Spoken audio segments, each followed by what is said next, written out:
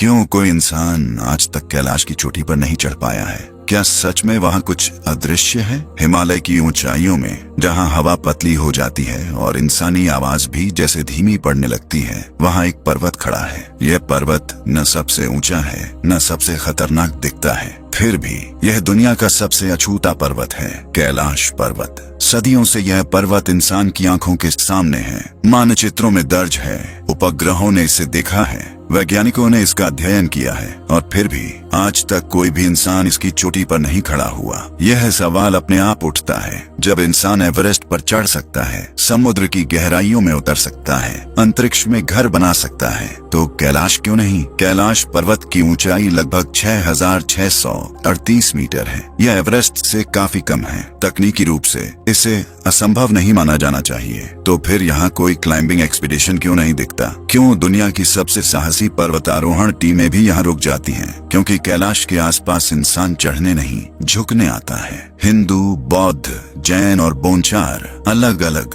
परंपराएं, 4 अलग दर्शन पर एक ही विश्वास। कैलाश पर चढ़ना पाप नहीं कहा जाता, पर उसे अकल्पनीय माना जाता है। यहाँ इंसान नहीं जाता, यहाँ इंसान अपने अहंकार को छोड़ता है। अक्सर कहा जाता है कि कैलाश पर चढ़ना मना है, लेकिन सवाल यह है, किसने मना किया? क्या यह कोई आधुनिक सरकारी नियम है या कोई अंतर्राष्ट्रीय कानून? नहीं, चीन, जिसके क्षेत्र में कैलाश आता है, इसने कभी औपचारिक रूप से यह नहीं कहा कि चढ़ाई अवैध है। कई बार विदेशी पर्वतारोहियों ने अनुमति मांगी भी, लेकिन हर बार या तो अनुमति वापस ले ली गई या खुद पर्वतारोहियों ने कदम पीछे खींच लिए। यहाँ कोई लिखित कानून नहीं है, यहाँ सिर्फ एक अनलिखा नियम है, जिसे सदियों से माना जाता आया है, और शायद यही बात सबसे ज्यादा सोचने पर मजबूर करती है। 20वीं सदी के शुरुआती वर्षों में कुछ पश्चिमी पर्वतारोहियों ने कैलाश पर चढ़ने की संभावना पर अध्ययन किया। 1926 में ब्रिटिश पर्वतारोही ह्यू रटलेज ने दूर से कैलाश को देखा। उन्होंने बाद में लिखा कि पर्वत की आकृति अजीब तरह से पूर्ण है, जैसे किसी ने इसे तराश कर रखा हो। 1936 में स्विट्जरलैंड के प्रसिद्ध पर्वतारोही हाइनरिक हारर, जो बाद में 7 Years in Tibet के लेखक बने, उन्होंने भी कैलाश को देखा। उन्होंने चढ़ने का विचार किया, लेकिन फिर रुक गए। हारर ने लिखा कि कैलाश ऐसा पर्वत है जहां चढ़ाई की इच्छा अपने आप खत्म हो जाती है। यह एक अजीब बयान है, एक ऐसे इंसान से जिसने मौत को कई बार पास से देखा हो। ये मान लेना अदन है कि लोग नहीं चढ़ते क्योंकि यह धार्मिक स्थल है, लेकिन कहानी यहीं खत्म नहीं होती। जो लोग कैलाश के करीब पहुंचे, उन्होंने कुछ ऐसी बातें नोट की सिर्फ आस्था कहकर टाला नहीं जा सकता। सबसे पहले दिशा भ्रम। कई यात्रियों ने बताया कि कैलाश के आसपास कंपास ठीक से काम नहीं करता, दिशाएं जैसे गड़बड़ा जाती हैं। दूसरा, समय का अजीब अनुभव।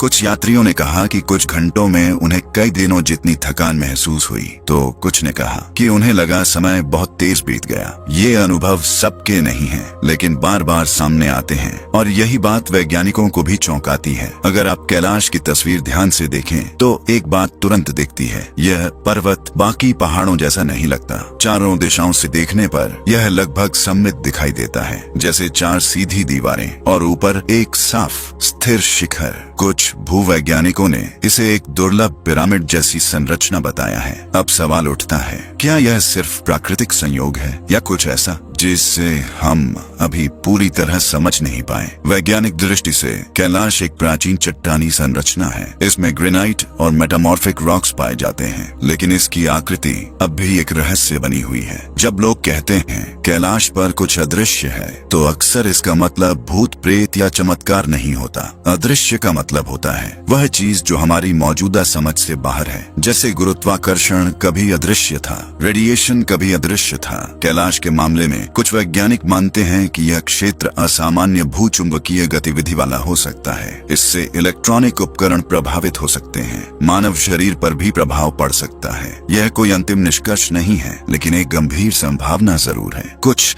अनौपचारिक रिपोर्ट्स बताती हैं कि कई पर्वतारोहियों ने आधे रास्ते से लौटने का फैसला किया। कारण हर बार अलग था। किसी को अचानक गंभीर बीमारी महसूस हुई, किसी को ऐसा लगा जैसे रास्ता बंद हो गया हो, तो किसी को मन में अजीब डर महसूस हुआ बिना किसी स्पष्ट वजह के। यहाँ कोई सनसनी नहीं है, कोई दावा नहीं कि किसी अदृश्य शक्ति ने रोका, लेकिन एक पैटर्न जरूर है। लोग आगे बढ़ने की इच्छा खो देते हैं और पर्वतारोहण की दुनिया में बेहद असामान्य बात है। कैलाश की परिक्रमा, जिसे कोरा कहा जाता है, लगभग 52 किलोमीटर लंबी है। कहा जाता है कि एक पूरी परिक्रमा जीवन के पापों को धो देती है। लेकिन यहाँ भी एक दिलचस्प बात है। परिक्रमा करने वाले कई लोग बताते हैं कि शारीरिक थकान से ज्यादा यह यात्रा मानसिक रूप से गहरी होती है। कुछ लोग रो पड़ते हैं, कुछ अचानक शांत हो जाते हैं, कुछ को अपने जीवन के सवाल साफ दिखने लगते हैं। यह सिर्फ विश्वास है या ऊंचाई, ऑक्सीजन की कमी और वातावरण का संयुक्त प्रभाव, शायद दोनों। तो अब सवाल फिर से सामने आता है, आखिर क्यों नहीं चढ़ा कोई इंसान कैलाश की चोटी पर? इसका जवाब एक लाइन में नहीं है। यह धार्मिक सम्मान का मामला है, यह सांस्कृतिक सहमति का मामला है, यह भूवैज्ञानिक और पर्यावरणीय जटिलता का मामला है, और शायद यह इंसानी सीमाओं को स्वीकार करने का मामला है। कुछ जगहें जीतने के लिए नहीं होती, कुछ शिखर चढ़ने के लिए नहीं होते, कुछ सिर्फ यह याद दिलाने के लिए होते हैं कि इंसान सब कुछ नहीं है। कैलाश आज भी वहीं खड़ा है, शांत, अडिग और अछूता। न कोई झंडा उसकी चोटी पर है, न कोई पद चिन्ह। शायद यही उसका सबसे बड़ा रहस्य है। जब पूरी दुनिया जीतने की होड़ में है, वहाँ एक पर्वत ऐसा भी है जो आज तक अजेय नहीं, अस्वीकार्य रहा है। और शायद यही कारण है कि कैलाश सिर्फ एक पर्वत नहीं, एक प्रश्न बनकर खड़ा है जिसका उत्तर अभी अधूरा है। अगर आपको ये वीडियो पसंद आया हो तो हमसे जुड़ने के लिए चैनल को सब्सक्राइब जरूर करें।